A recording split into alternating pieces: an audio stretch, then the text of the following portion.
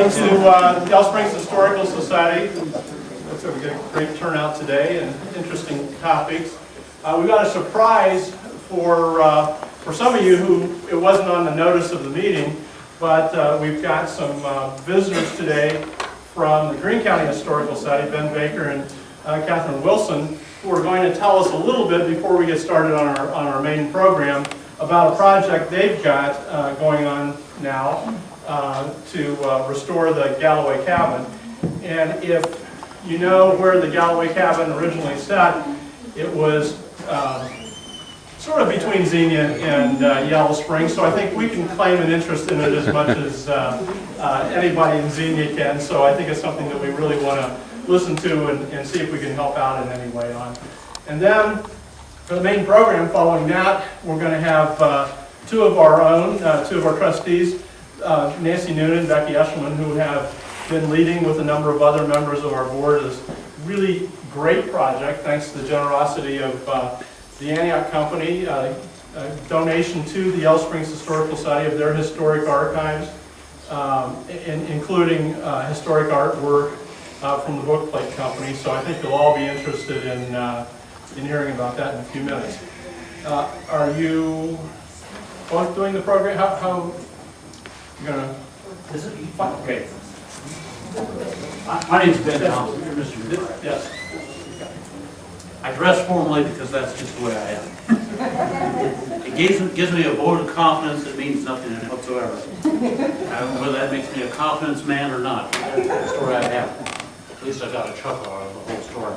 Yeah. Whenever I get before a group like this, I try to remember one of my favorite stories. By the time Kathy and I are done with this, she'll probably go, oh no, not you. The story goes. He doesn't have to start. I can say that already. The story goes, a guy went to see a doctor and said, Doc, I'm really having a problem. One night I dream I'm a teepee, the next night I dream I'm a wigwam. Well, the doctor leaned back in his chair, folded his hand and said, you know, I think I know your problem. You're too tense.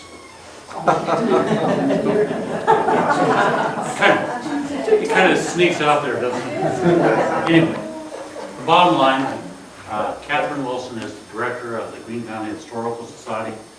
My name, as indicated earlier, I changed it from Ben Baker to Ben Thompson overnight. Just to confuse you a little bit more, I'm currently the president of the Greene County Historical Society. I've been a board member off and on probably for about the last 7 or 8 years. And believe me, when you get started on a project, you hope to get it done in a short time, but historians do not move quickly. Maybe that's important. Anyway, this past April, the board finally voted to provide, to rebuild the Galloway log house. You'll see a presentation from Catherine in a few minutes that will detail a little bit of the history of the structure. What's happened over a period of time, of course, is it's kind of had a problem of deterioration. Log structures have that momentum. And we hope to get underway will be a complete tear down and rebuild, replacing the logs that are bad in the house, trying to preserve those that are worth preserving, and hopefully there are some that are still in good shape. We're now told that at the firm called Quality Masonry out of Marion, Ohio, the project is slated to start on or about August the 13th. And to be honest with you, the reason we're here is to solicit your support. I'll come back to that after Kathy gives her presentation. Let's see if I didn't. I always go by notes.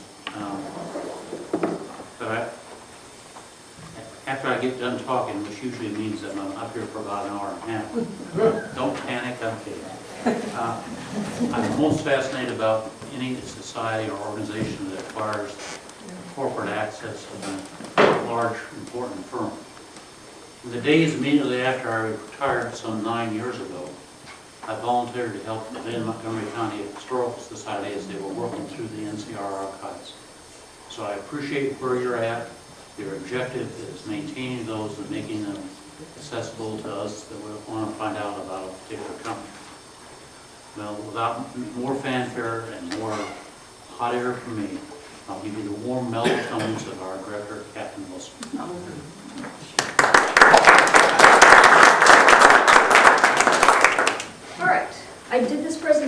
yesterday for a fairly large group of ladies from the Xenia community dressed as Rebecca Junkin Galloway in 1798, 1803 garb. I decided to forego that because it was all in the wash. The Galloway log house, oh, I didn't do that, okay. Was built around 1799. The Galloways came up here from Pennsylvania and then from Kentucky and then came to this county because they hated slavery. They came up with a bunch of other associate Presbyterians. This is it in its current location. There, yes, that is a bank beside it. That's how I tell people to come. Oops. Just turn at the bank, and there's the log house. And my office is just behind. Here it is in its original location. 68 is here. This barn is still there. A little bit less white than this. The river is back here. The first house burned in 1798 or so. I have seen pictures where this has clapboarding on it. This, I think, is being dismantled for removal to Xenia in 1936, which is when we bought it from the Hunt family who owned the land at the time. I met somebody last week whose aunt lived in the house. It was a Harper or a Harder, I can't remember which name it was. And I would love to do, I'm going to do an entire who had it land and all that stuff later, but not now. In front of the house, facing US 68, no windows, no doors, it's being taken down. No roof. And here is from the inside of the kitchen, this is toward that barn, looking north. There's the current state of the original site. You've all seen this back and forth. River down here. There's an orange sign that's been there a couple of years, says end construction. Yeah, it's been over a while. I think it would be great fun to have an archaeological dig, to take ground penetrating radar and drag over the site. If anyone knows the people who own this property, please get me in there. So I just love to walk down through there. Here's our second location. East 2nd Street in South Monroe, and across over this way is Eden Hall. If you're familiar with Xenia at all, it was built in 1863, but it was taken down log by log and stone by stone. Every log was marked with a chisel to make sure that they got it in the right place. Here it was moved in 1965. Yes, that's Main Street. You can see all the people looking. I would love to know if anyone was up here taking pictures. Where are they now? And here it is past the courthouse. I love this picture. I mean, you don't see that every day. And if you did, you've been drinking too much. And here it is being back. This is West Church Street. It's being backed up into its current location. Well, sort of current location. I like this, no parking here to corner. Here it is, 1971. This is the parking lot entrance of our society now when you come off Church or King Street. Here's the Historical Society in 1972. It doesn't look like this after April 1974, let me tell you. The Glossinger Center, the Log House, and the Snedeker Building, and there's another house over here with the Moorhead House. Here's the back.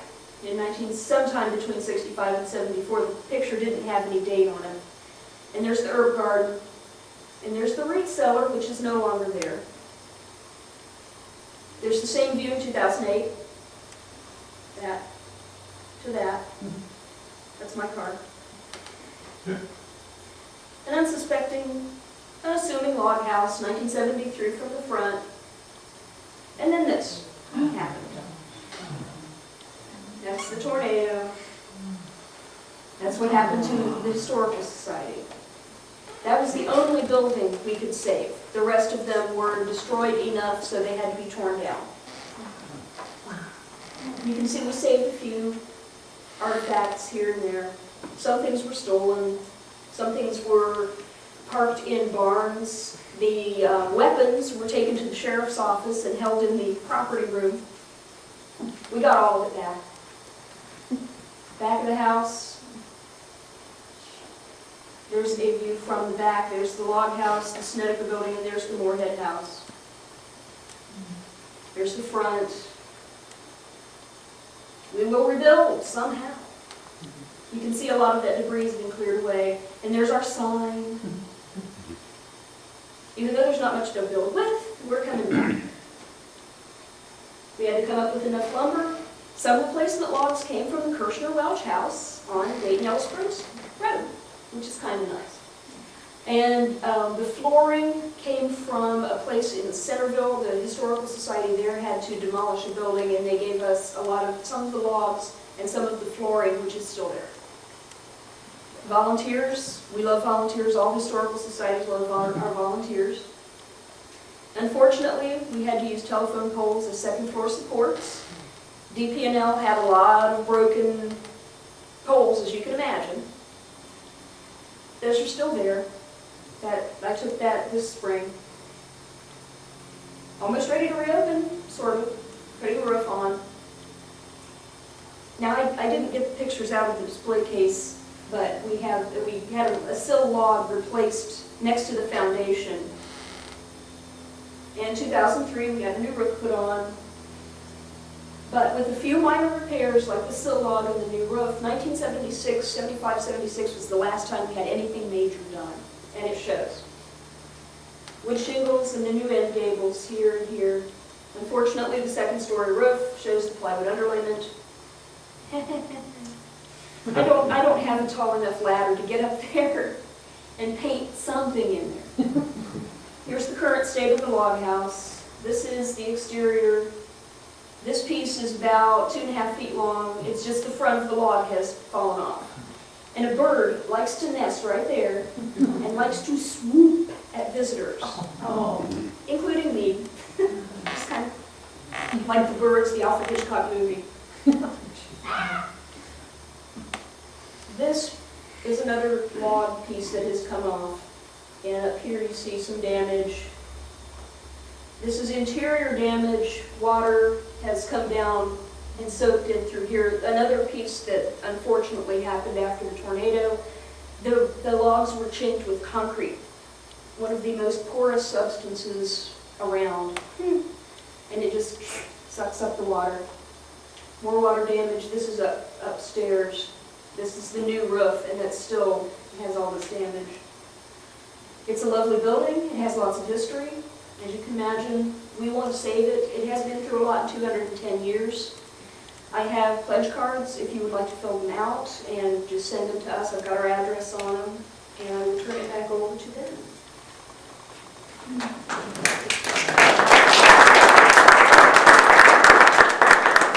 Thanks, Catherine. I do appreciate that. I cannot claim the credit for what I say next, but my predecessors on the board, now call ourselves a board of directors instead of trustees, started the project some 3 years ago, and to date, when we started the campaign, we had about 14,000. To date, we're up to a little bit better than 15,000, and I imagine we'll go a bit higher than that after tomorrow's luncheon. But we came to you for 2 reasons. One, to make our plea for funds. Our second, and equally as important, and maybe more important, we call ourselves the Greene County Historical Society. That means we're part of all of you. I think it's high time that we had a little bit of collaboration between our different local historical societies. I know that hasn't always happened in the past. I hope that will happen, but there are undoubtedly things that we can collaborate and do together. Perhaps a fundraising effort, perhaps shared costs. We all have expenditures. But I think there should be an open door policy among all of us. And if I gain nothing else by opening that door today, well and good. But again, thank you for listening for Catherine and I today. We appreciate being here, and we anxiously await an opportunity to learn about the HistoryBookplate. Thank you.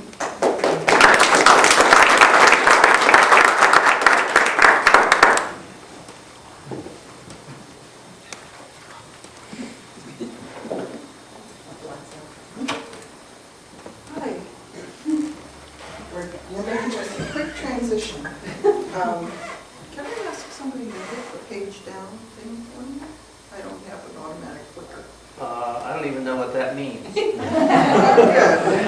And, just hit arrow.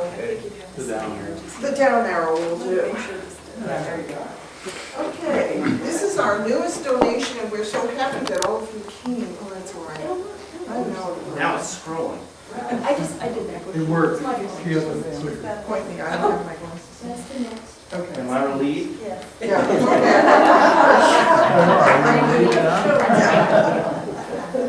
Okay, through the generosity of Lee Morgan, we have received the archives and total claim to the archives.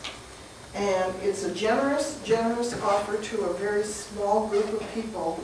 And we undertook this kind of blindly, but we'll show you what we found because we are so excited by it.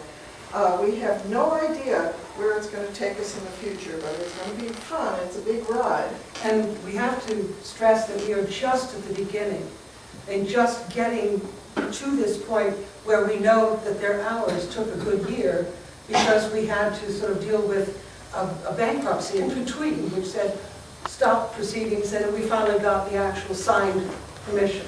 And so that we had to kind of keep hands off for a while. So now we're getting our hands all over it. All right.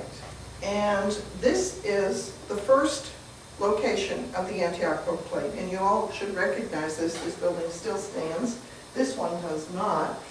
But that is the, I don't even know how you do your pointer. Oh well. This is the, what is it? Some kind of, some kind of an art. Etsy.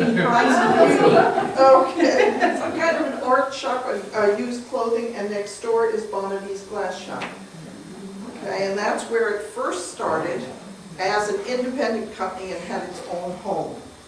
This eventually suffered a fire, a very serious fire, and we did bring some of the materials with us that were saved, which were in the archive. There's one piece. One piece, okay, one piece. You'll see it's charred. We ask you, if you handle any of our things, by the way, that you wear our cotton gloves. We've provided for you in the back there, because it is very, very fragile, and we do wish to save whatever we can. And the charred piece is a remarkably ugly book plate design of a monkey in a palm tree, or coconut palm, with a skull for a face. Yeah, it's really hideous, but nevertheless, we will not pass judgment. And so, That's right. and unfortunately, the fire means that I have a feeling we lost an awful lot of the very, very earliest art. How did that? I did. There it went backwards. What we found. The physical treasures. First of all, reference books. There was a tradition within the company, apparently, to save all types of books, to buy all types of books, European, American, from the 1800s, from the 1900s, as reference books for writing and making book plates. They copied some, they used them as reference for art, but we have a fairly substantial library now. Printing plates, oh my, do we have printing plates in all manner and form. We are still learning what they are. We're not quite sure how they all work. Some worked in offset, some worked in earlier presses. And the one thing, too, that occurred to me just yesterday is that printing plates themselves are now an antique technology. By the time I retired from Antioch Publishing, it was the art was designed on computer, sent as a computer file to the color separation and the presses, so there are no longer any printing plates for souvenirs or to learn new technology. So this is, it's odd to think, you know, that we've all already moved beyond that. And we have the actual book plates. We have, I'm going to guess that there are 200 boxes of book plates. Whenever there was a book plate run, it seemed to have been the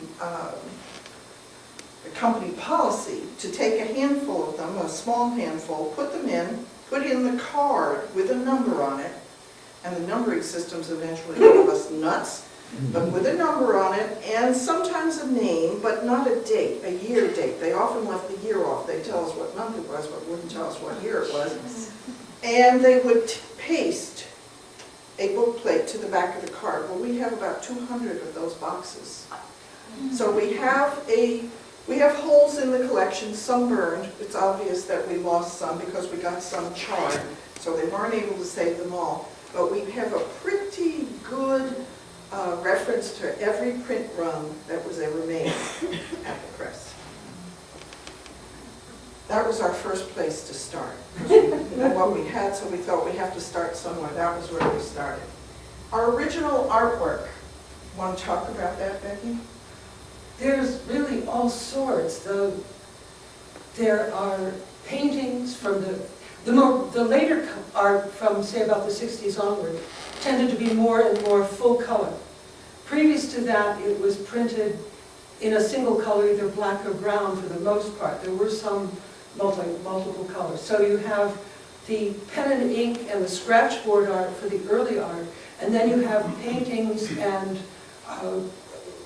pastels and other full color media that created from which the book plates were drawn for the second half.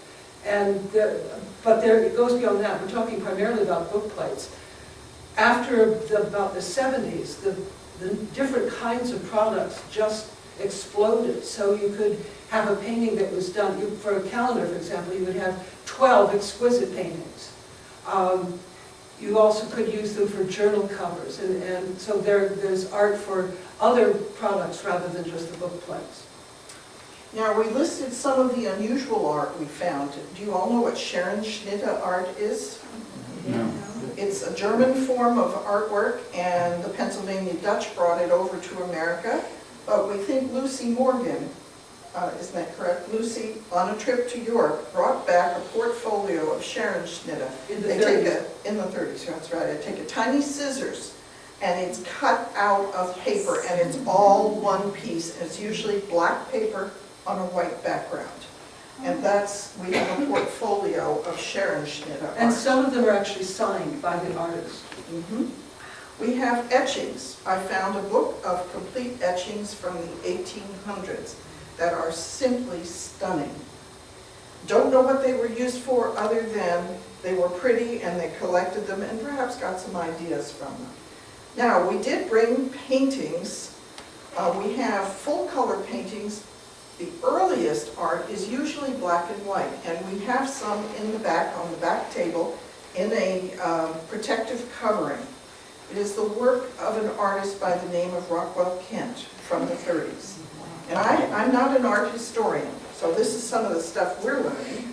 He was called an industrialist artist, and his work shows these very muscular people and very bold stances in the drawings. And it's very identifiable once you see one or two of them. And he is the one we probably have the most original artwork from, and is probably the most valuable, each individual piece of art. They are tiny, they're not large, they're about 4 by 3 inches at the most. The artwork, including the Rockwell Kents, is in a white binder at the back, on one of the back tables if you want to look through it. And the bookstore impulse items, these are the newer things. When book plates began to not support the company and they began to grow the products, they went into journals, bookmarks, calendars, etc.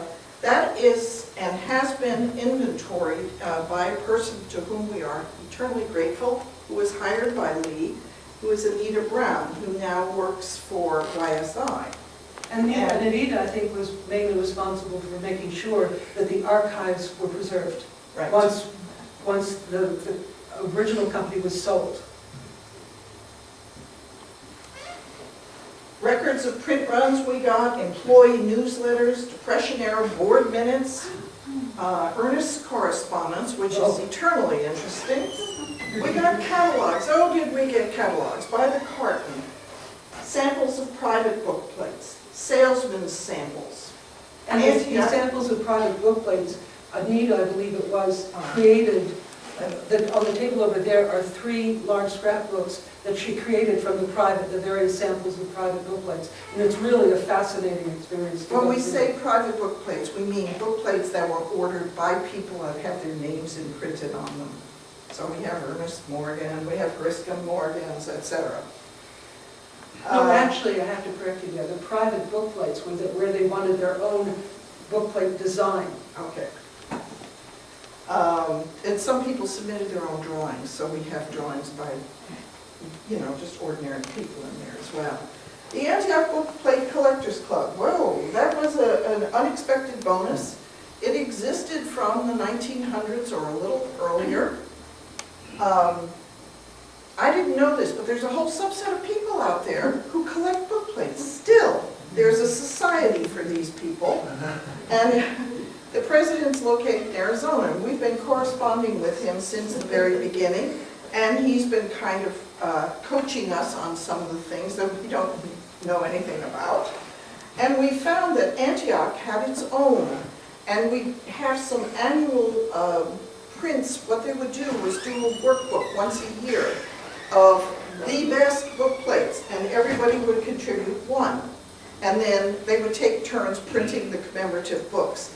Well, we have a 39 and a 1945. and a what? 45. And a I 45. believe the Antioch book plate collectors club only did those two. Because there was this kind of a strange story. In the 39 time, the person who was the secretary, who was responsible for keeping track of everything, went off to war. And so the club essentially shut down. They tried again to get it going once he came back, but were only able to get one, and interest had sort of faded away, or they could not get. They couldn't get it back together again. They only did one more book after that. But the members were not from Yellow Springs. The members were from all over. I remember seeing in one of the membership lists, I think it was Buenos Aires. Mhm. And we have one from Spain, and we have some correspondence from them. But our biggest treasure was an envelope containing book plates from all over the world that people had submitted, and some that Ernest was submitting for recirculation. Either he had doubles or he didn't like them, but they were there to be sold for 10 cents, 5 cents, 25 cents, and they were priced. Marketing miscellaneous. Oh, and I was going to bring one. We have, anybody want Xenia, the warrior princess? Well, we're going to auction her off. Full size. She's as big as I am. And some Star Wars too. Yeah, we have some Star Wars memorabilia as well, because later on the company was involved with marketing and branding these items and putting out related items. Then when they went to a show, they would have these big cutouts, and on They're called foam board. standees. What are they? Standees. Okay, there you go. Then we learned a remarkable amount about the Simple Burial Society that was Ernest's pride and joy. He reprinted that book on the press many, many, many times during the years. And the company was always getting requests. for this book. They sold this book, and it's interesting. It exists today, by the way. It has not gone away. I think it might have a different name now. Stories to be harvested.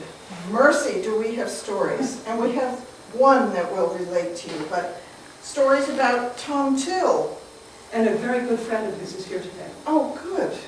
Well, we are in love with Tom Till. And I forgot to bring the Tom Till pictures. I may get my husband to go home and get them for me. I have one of Tom's original calendar painting series. And I have the original calendar, and I forgot to bring it with me. But the most beautiful artwork you've ever seen. Just gorgeous. David Saloon, we have some work from him, and we have an interesting story about him. We'll come back to him. Rockwell Kent, we have original art by Lynn Ward. Ernest Morgan, Robert Metcalf, the Rudigers. The Rudigers are still here. We'll be having an art show in town later in October, and we have some of the artwork that they did. And I would like to point out that there is another artist here today whose name was never able to be signed, Joan Corbett. Was here for much of the time that I was. And you did artwork for them. We'll have you identify some of Yes. it. Yes, we'd love to have you work on that. The Antioch College personnel that were involved, David and Isabel Sarvis, Balfour Kerr, Robert Whitmore, Reed Viemeister. Balfour Kerr was apparently the son of somebody fairly well known, who I believe is an illustrator for Life magazine. Mhm. And of course, our own Robert Whitmore, who had a show down at the DAI just recently, and we have some of his artwork signed, but most of it is not signed.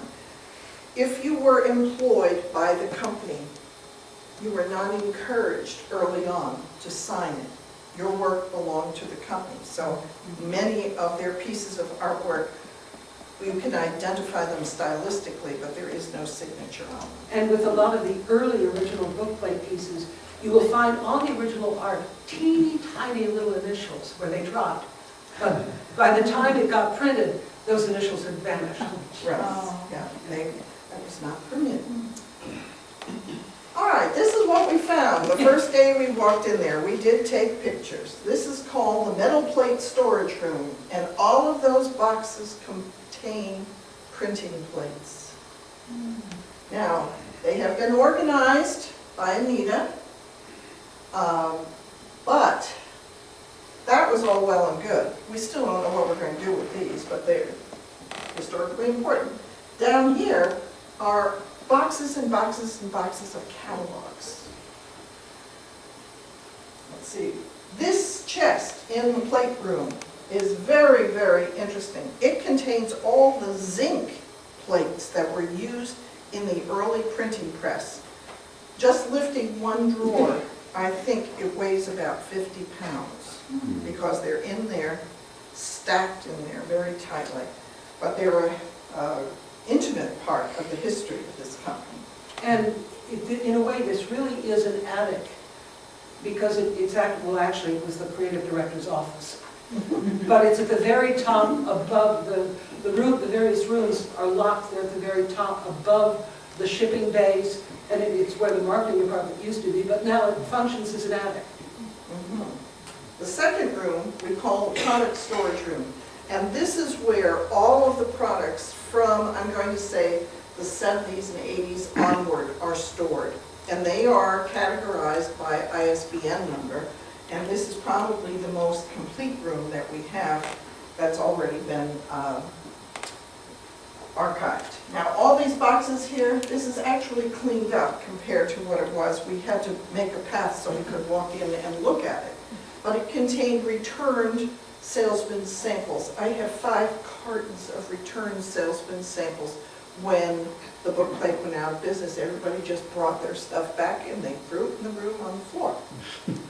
And there will be things, for example, like rings stuffed with bookmarks that are all been put on the rings so the salesman can flip through and Yeah, boxes of them. There's another view of the room, and this is probably our best catalog shelf.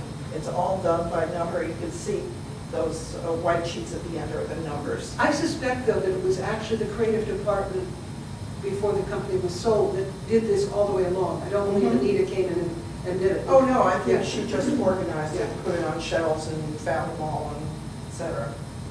But it's a very complete inventory, and this we have not done anything with, other than get ready to move it. Namely, not mess it up. Right. This is the original art room. And this is what we faced when we went in there. We had no idea what was in it. It's the licensing director's old office at this one. All of these drawers contained original art. These are the print runs up top in those boxes that are falling apart. And from another view, there you can see the condition of those boxes. We decided that was our most important. They were deteriorating. I picked one up and I had 1,000 3x5 cards. Oh, it over the floor because it just disintegrated in my hand. All of this is original artwork that's just been stored in envelopes. And at least this is by subject, sort of, kind of. The drawers, there is one drawer of loose artwork that has just been thrown in the drawer. And a lot of that came from the fire. So we don't know what all we have. There's correspondence there on onion skin.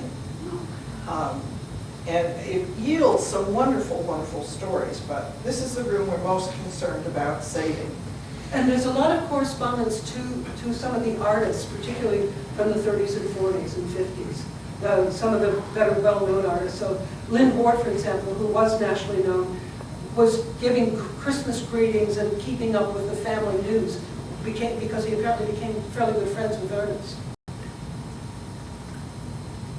Now, this is something that we heard about by ear, you know, a story. Somebody said there's more stuff stored. It's not all here.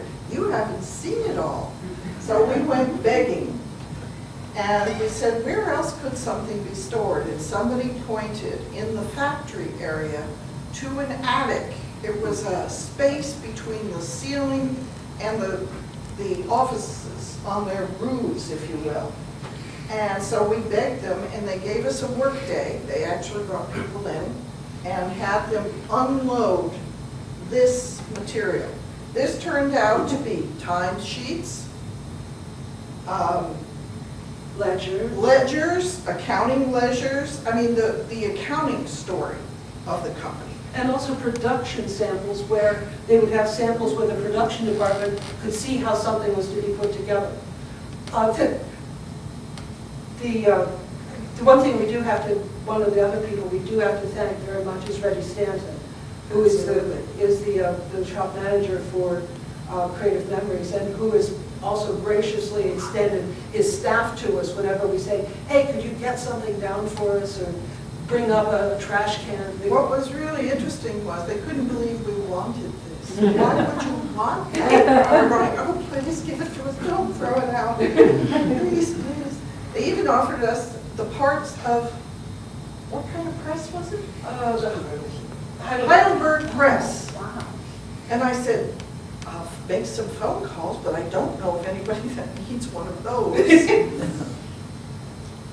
There's more of it. These are all, now these are, as Becky was telling you, the printing progressed from early until These were the color 70s. separations. These are color separations. So these are sheets of like acetate or x-ray film with different colors on them that it took to make the actual book plates when they had gone to other than original artwork, probably computer artwork. This is what was resulted. There was also, and I don't recall it ever being used, and Joe, maybe you can help out with this, there was a big box of slides of all sorts of artwork from around the world, but mostly Greek and Roman sculpture, and I forget what it was called, but it was boxes and boxes of it. It was apparently normally used by libraries or universities, and I don't recall any actual art that came from that. There's, for instance, a slide of David in Florence in the museum, you know. But there actually were not beautiful the slides. really well-known stuff. No. Yeah. No, there were some unusual things. All right. In Ernest's correspondence, we found some very precious things. A letter to Asha before he passed away about what his hopes and dreams were for her in relation to the company. There is a lot in there on the history of the socialist movement. Many of his letters were addressed, Dear Comrade. There were notes on the Korean War, the hiring and housing of Japanese workers. That occurred during World War II. And the book plate was a place they were hired. They also found homes for the Japanese workers here in Yellow Springs. And I'm not going to speak to names. I'll let Becky do that. She knows that history better than I do. Who the first people to come were. Yeah, I believe it was Asakawa's brother. Asakawa's brother, that's what I thought. I hate Yeah. to say it, but I think he There's was a- one of them. There's a notebook back there with some 8x10 glossy pictures from that era, and his brother is in one of those pictures. And there's, It was Moto Asakawa. Yes, it was. And George Kakahashi. Ah, okay. And also, there's a beautiful picture of Naomi McKee when she couldn't have been more than 22 or 23 years old. Company newsletters, which give you the history of the formation of the type of company, the employee-owned company, and how the people thought and what the concerns were during that time.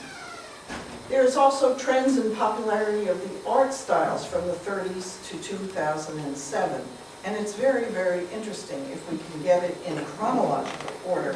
You can also, you can see some of it. Even I, who am not an art historian, can see that certain artwork belongs in certain periods. and for example, in the more recent years, you will find a catalog where you find an astonishing number of unicorns spread across the design. There's a book here someplace, in fact, more than one, if we can find somebody who's willing to write it and research it. And I think this is one of the reasons why we're so concerned to do well by this collection, is because there are a number of areas where people might find this very valuable primary research. And we would like to find some way that they can actually use it, whether it be for a student thesis or a book. Mhm.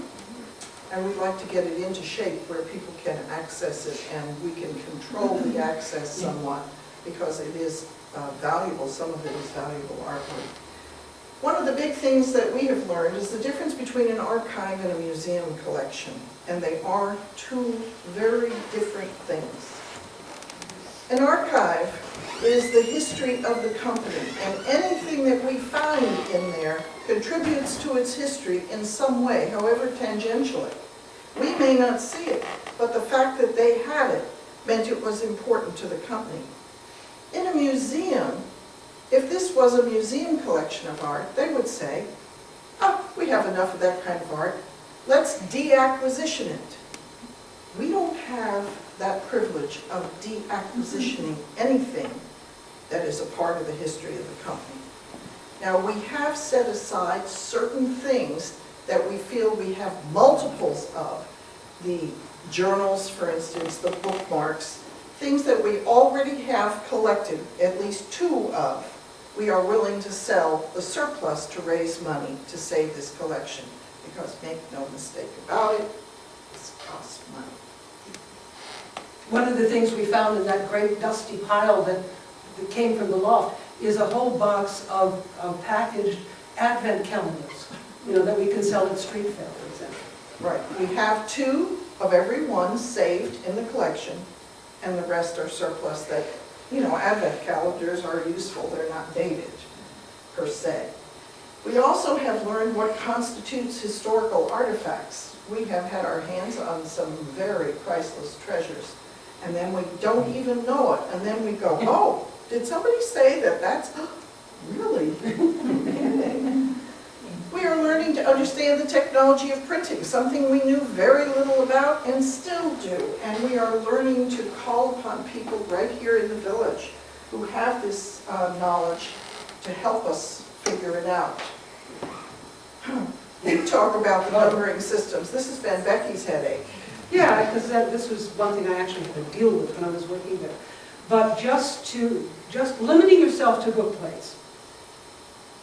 At the beginning, the different numbering system was kind of a salad, because you would have, they sort of tried to assign different categories of numbers to either different ways they were printed, different colors they were printed in, different companies they acquired them from. So you have just this great collection. Well, after a while, it sort of settled, so that it kind of depended on how it was printed. The full-color book plates were the B series. The Etchcraft were the E series.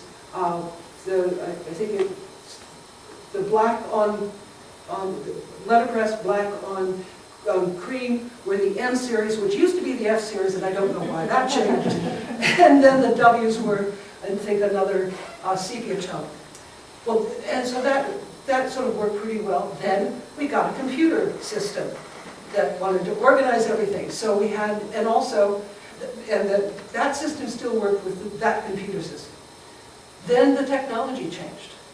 When all the book plates started being printed as if they were full color on that particular press. So they all became, and that we also added another computer system that wanted different categorizations. So they all became B series. Then we got involved with big customers who like to have barcodes. So you had to deal with ISBN numbers. And then there was another series of numbers. And eventually, we needed to make that the product number for another computer system. So some of the early book plates that stayed in the collection and stayed popular can have any number of different product numbers. So you've got to sort of cross-reference them somehow. We've learned also what duplicates we can sell and the research and funding possibilities that are present there. Our immediate challenges were knowing what we had. I mean, we were neophytes. Becky at least had worked there. I had nothing, you know, I knew what a book plate was. We have a need, and we have not expressed that to this point, and that is we must move the collection. I don't know how many of you have driven down Dayton Street and seen the for rent sign. Well, where our collection is stored is the part they want to rent. No. No, they want to keep that. They want to rent the other part. But what they want to do is rent the whole building, that would be their preference, and then lease back our part. But when they do that, we are going to lose control of the 4 rooms that we utilize now. Because they're going to want to knock down walls and make it possibly into an employee lunchroom. We have a sorting room, and then we have each one of the rooms we showed you pictures of. So we have to pack this collection, we have to move it, we have to find storage for it. We found partial storage in the Historical Society's room that we get free of charge thanks to YSI. And that is where probably we will put the artwork because it is locked and it's fire protected and temperature controlled. Then we have to find new locations for some of the stuff that won't fit there because that room is limited. So we have to clean out that YSI storage room, make it appropriate for this collection. Then we need movers and we need moving day, and we're probably going to have to hire people to move some of the heavier pieces of equipment. We also have to worry about something that it never dawned on us when we said we would take this collection, which was security. We didn't realize what we had and how much it was worth, and that people really want this stuff and sometimes will walk off with it, so we have to be very careful. And insurance, it's something that we constantly deal with, and Peggy is our insurance guru. And they always say to us, well, how much is it worth? Well, it's worth everything in the world to us, but it may have a limited street value. Do we research? Do we insure it for the street value? You know, how do we know that? Do we have to pay for an estimate, etc.? So it's a complicated question. And if somebody takes it or it burns, can we replace it? And the answer is no. We cannot. So therefore, that enters into your insurability. All right, we have a dream. We would like to make these archives available for research. The more we dig, the more we see the stories that are there to be harvested. We'd like to be able to give hands-on research and allow people to touch the material, to read it, to go through it. We have to learn how to do that and think about how that's going to happen. Then we have the possibility in 2009 of digital availability. Can we make it digitally available? Therefore, people can access it at will on the net. For example, there is one area where it could possibly prove very valuable, not in terms of money, but in terms of personal satisfaction, and that's to genealogists. All of these print runs, a lot of them have names printed on. And if we could somehow digitize a listing of when it was printed, what design they ordered. Can you imagine somebody coming across an ancestor's name, a relative's name, and knowing what kind of bookplate they liked? It would just be sort of such an interesting thing to add to the genealogical tree. Genealogists say, isn't that cool? Yeah. Yes. Okay, and the integration of archive with other appropriate organizations. Antiochiana, Greene County Room, the Greene County Archives, the American Bookplate Collectors Society, the Dayton Art Institute. We do have Robert Whitmore's in there. They're unsigned, but we may be able through his family to document some of them as actually his work. We are still working on that, etc. There are more, I'm sure, that we haven't thought of. And it is our fondest wish to create exhibits for the people of Yellow Springs, to see some of the work that was done. And we have to find a way, and we have to fund some kind of a display frame that will allow us to change pictures and to hang them and to keep them safe from UV exposure, from weather, etc. So, here's some of our expertise needs. We need to know about the printing press evolution and its uses. Preservation of the original art, we've sort of started, but what do we do and how should we keep it? And also, we've already found out that $600 does not go very far, because that is what we spent to put the print runs, those little 3x5 cards, in new archival boxes. It cost us $500 and change, $600 with shipping. Evolution of the company, recent acquisitions. We need somebody to help us with the history here. We don't know it all. And we know there are people here in the community who do. We need help with publicity to scholars for research.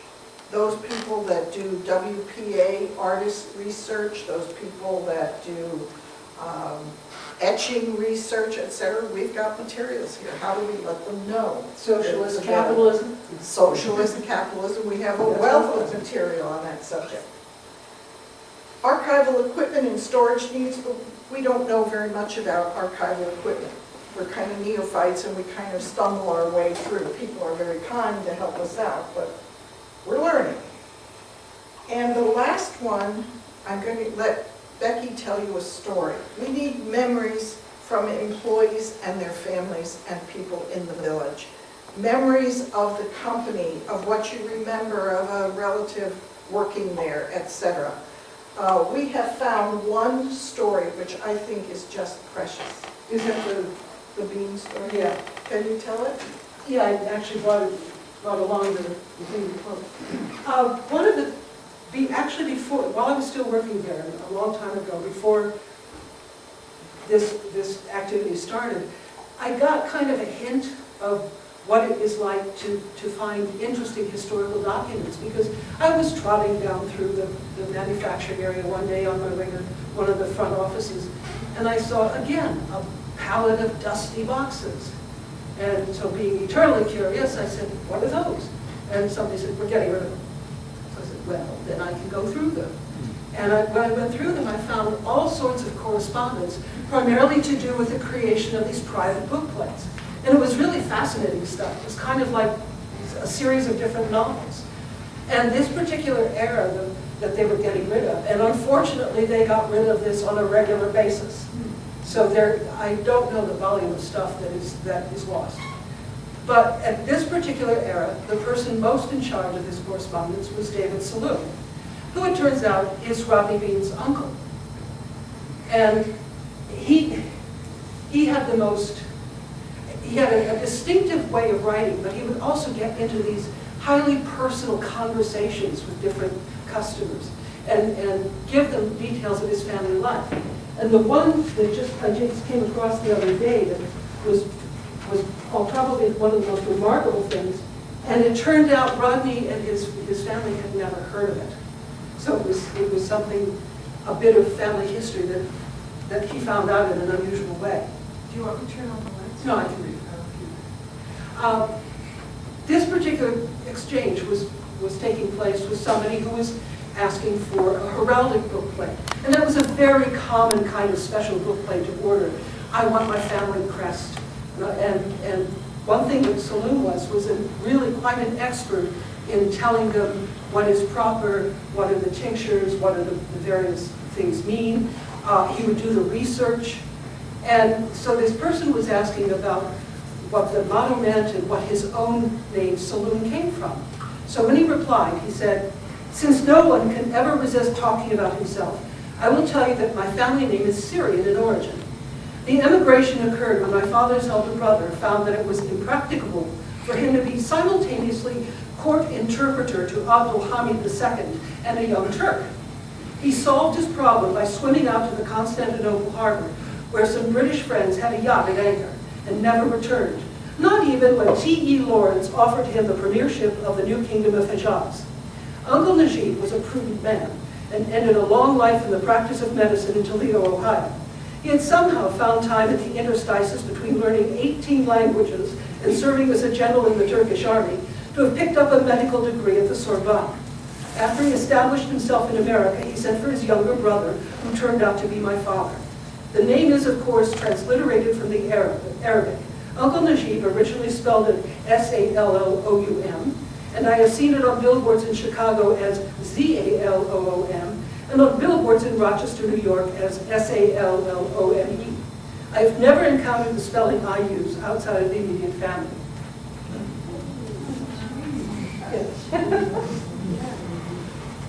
So, that's the kind of genealogy information that resides in there, and we hope to harvest those stories. We think, author anybody? That there's a story in there to be written, even if it's little short stories about these people. One of the things that occurred to me the other day while the Antioch Writers Workshop was in town is it would be a fascinating writer's exercise to take just one of those scrapbooks of private book plates and choose one and develop a story about it, whether what inspired it or what it inspires. We'd love for you to share your stories with us and become a part of the permanent archives of the Antioch Bookplate Company. We'll do it audio-visual, video, written, pictures, artifacts. You just need to contact one of us who are on the Board of Trustees, and I've listed our names there. And we'll also ask you if you will volunteer your time, your expertise in any area. We are more than happy to work with you. We are greedy for help. There's one further thing, and that is to think beyond even us. Normally when you think of the impact of companies, or when you think of the history of companies, people talk about what were their sales, what was the economic impact in the community. It's all sort of in macro. But companies all have stories, and they all have histories. And it's sort of a plea to preserve your own company's histories, or those that you know of too. So we thank you for your time.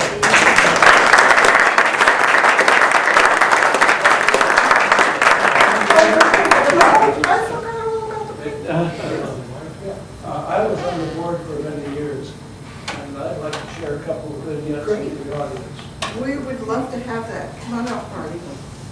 Can you come through here? It was the most interesting board of directors. Ernest, as you've been told, was a confirmed socialist. David Saloon, who was his right-hand person, was a Trotskyite.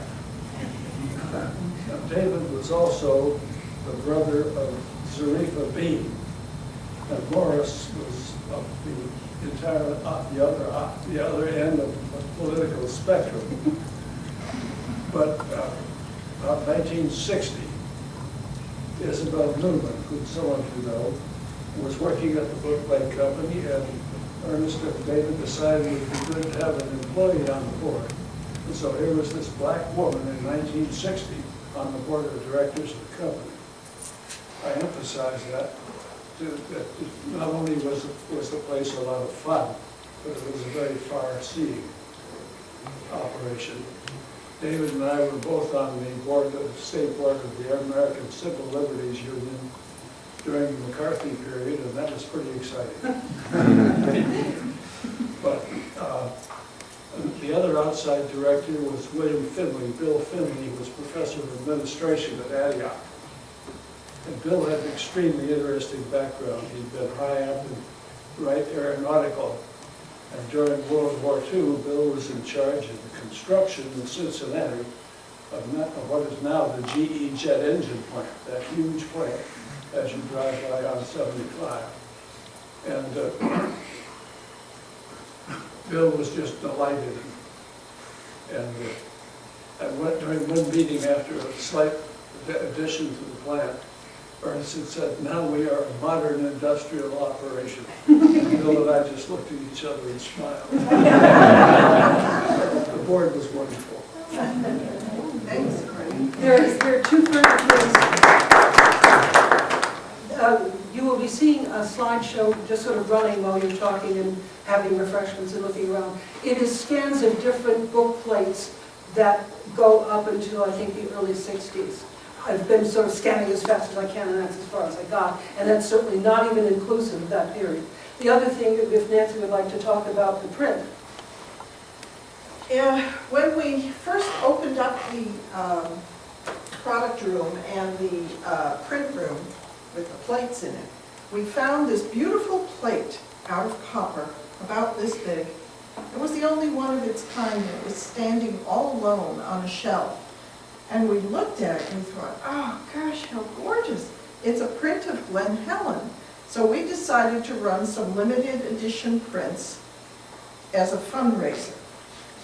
I had framed ours. We kept #1 for the museum that we have. And that is the print. We do not know the artist, unfortunately, because as we said, they couldn't sign their work back then. But we have a strong suspicion who it was, but we haven't been able to prove it. It has some wonderful, do you know? No. Oh, I thought you were going to tell me. My suspicion is Robert Whitmore. The right era, the right style. Right era, right style, but no proof. Not yet. Because we could not find any correspondence No. to deal with this. And if he was, at the time, on the faculty of Antioch as their artist. So there was another print done similar in style, which was a map of the downtown of Yellow Springs. And that, we believe, correct me if I'm wrong, Nina, was used for placemats at the Antioch Inn. So we think this may have been edition #2 for maybe another placemat, because it's the right size to go on a placemat. But we can't prove any of that. So And that's we would also supposition. love to find the plate of the downtown. Yes, we can't find that plate. The only one that we found is this one. I did ask Lee if he remembered any more plates that size, because it's so unusual, it's huge. And he says he does not. That was the only one he remembers seeing, so. Did you ask John Whitmore? No, I have not been able to reach John yet. Or David, Or David, his older brother. okay. He was here just 2 weeks ago. Oh, Yes. But I'm in touch with him, so no. Well, could you? yes, yeah. I will delegate that responsibility Okay. to you. All right, we have done this limited edition print on rice paper. It was done by the Dayton Printmakers Guild. And we are asking for a pledge of $100 for the commemorative print. And if you're interested, how much did it cost me to have it framed archivally? About $150. So, And we have to say that we are sharing this with the Glen Helen Association. you will also find Glen Helen selling 25 of these as well. Yeah, we don't split the profits, but we No. gave them, And it's a choice of 2 frames. There's- One is this one here. No. they could get whatever You frame can get whatever frame you Oh, want. you can, okay. They just framed 2. I only could afford 1. Oh, So, and that is the framing I chose. They put in two in case somebody wanted to buy a framed print, that's all. But we would appreciate any and all publicity, and if you are in contact with Antioch alum who would be interested in a souvenir at the Glen, we think that might appeal to them a great deal, and we'd be certainly grateful for that. Has it been determined yet what the shipping costs would be for? No. I do know that from the printmakers I've talked to, it should be shipped in a tube. So whatever that costs can be rolled up into a tube and shipped, and minimal. I would say no more than, less than $10 to be shipped that way. Are there, I know there are some other Antioch people here. Are there any stories that any of you want to? Anybody want to share with us? Can remember any stories? No? You can always do it in private, ladies. Yeah, you can always whisper in our ear. Yes, sir. Right next door to the bookplate company, there's the Antioch Press, which was a department of the college. And they did the Antioch Review there. And, Oh, I see. but it was a side-by-side two printing establishments. And where was that located? Over It here? was where the gas station is now, Okay. the gas station building. Not that white building that I showed you a picture No, of. they shared a very narrow alley that semis with, or big trucks with newsprint or other kind of papers would back up into it. And then there was a loading dock at the back that, there was a Quonset hut behind the press, the Antioch Press, which was a facility for storing paper. But Okay. they were side-by-side printing establishments. I think we read someplace, Nancy, that Ernest really was involved in starting both of those. And it started off as the Antioch Press, and then the bookplate kind of split off from that. Is that your memory, Nina? I don't know that. It seems to me we read something about that, and I can't remember where. And we have been contacted by the Yellow Springs News, and they want us to remember that they were an integral part of this. Their printing press was used originally, and they have the old Heidelberg press. Pardon? I think they have a Mealy, M-I-E-H-L-E. Oh, I'm not sure. they told me a Heidelberg press in the back They room. might have. And they can't decide what to do with it, whether to fix it or, put it back together, and who wants it, because it's apparently a several-ton monster. Yes? I'm just guessing the Mealy is probably a flatbed press they did the paper on. Yeah. They also did they did business cards and that kind of thing. That's what Heidelberg Oh, used for. And at one point, when the bookplate company became the publishing company, became whatever else, it stopped doing personalized bookplates, imprinted bookplates. The news took over that particular job. And you can still get bookplates that are original to the Antioch Bookplate Company through Karen, is it Gardner? If you Google her, she has a Bookplate webpage. Inc., I think. Is that what it's called, Bookplate Inc.? You can get some original Is that bookplates. INC or INK? There you are. Yeah, so if you still want one, you can get some there. Yes, David? I think to Peggy's question, what Scott had said in our last program where he talked about the history of the company, that the Antioch, the publishing company had been in existence, and Ernest was working for it and thought there was a lot of waste going into the trimmings from the paper they were binding into books, and decided it was perfect to use for printing bookplates. And they started off using the scrap paper from the press. Yeah. I had heard that story, yes, I thought. Thanks, David. Anybody else? I just want to say, when I was working in a company, Sharon Lester was hired locally to write a history up to the time when we took over. And I don't know if you have that in the archives. No, but where is it? It wasn't, I don't know, but I'd be surprised if Sharon doesn't have a copy. But anyway, it was a narrative history, and then there were a lot of stories that were written to kind of go along with it, just little vignettes. I delegate you to talk to Sharon and Okay, find is she it for still us. here in town? I haven't- Yeah, she's one of our members. Okay, well She then, was, was it Carroll Drive? Yeah, Barbara right, Drive? right. Yeah, she was up Would there. you be so kind? I'm not really in touch with her anymore, but if she's a member of Yeah, the. we can be in touch Yeah, with sure, her. I that'd don't be know. great. I'm Okay. hoping she has a copy of it. Great. Yeah. Yes, Hardy. The Center for the Arts is, Jane and I are on, has a project, starting a project on compiling a history of the arts in Yellow Springs, and you had that list of Artists. and I think that we should be included in that list also, because this is certainly, what we've been talking about is, needs to be included in this arts history project. And we are working with Bruce Cornett to set up, to expand our website so that all this information that we've been talking about, and Sharon has, can be put online on the website that we're developing. So this is very exciting. Yes, we'd be glad to share with you. One thing too we ought to point out, none of them, you've seen various lists of things, they should not be considered to be limited to just those lists. It's just what we could think of at the minute. We are open to suggestions, to people's names we might have forgotten. Or didn't know. Right.